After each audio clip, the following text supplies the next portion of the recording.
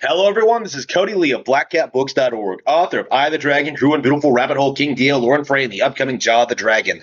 So, there have been a lot of comments on my videos asking what I think of Kit and Krysta, the Nintendo Minute people, leaving Nintendo and starting their own podcast.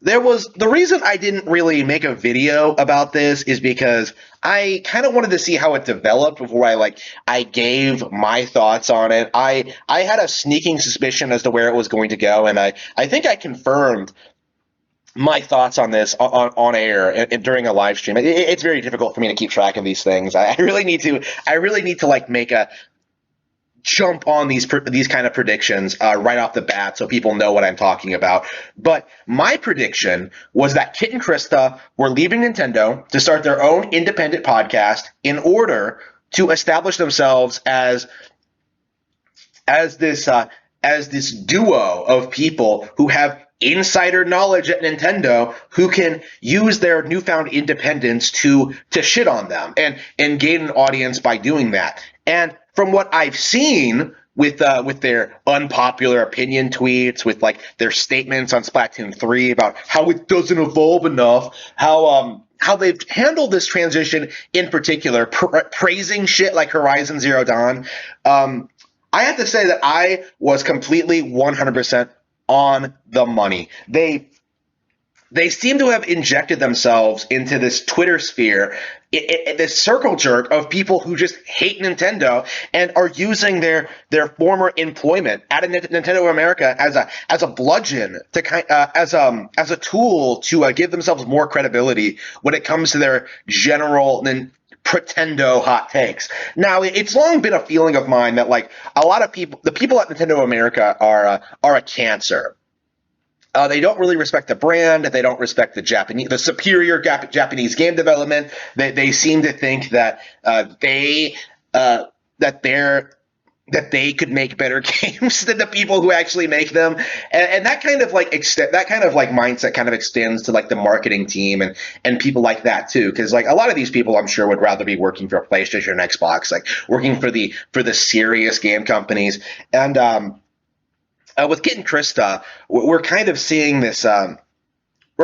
Seeing this play out on social media, where they leave Nintendo, and in less than a year, they're already making all these bold claims about all these Nintendo IPs that they used to help promote, stuff like Star Fox Zero, stuff like Splatoon, stuff like that.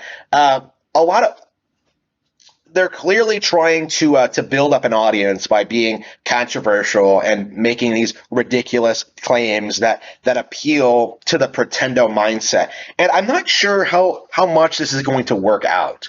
Because I don't think they're particularly charismatic people. I never fucking liked them. I never watched their show. Most people, I think, didn't watch their show. If people watched them, it was just because it was the vanilla, straight from Nintendo presenters like showing off their games. But I don't think there's a lot of overlap with like the Twitter audience or the Pretendo community at all.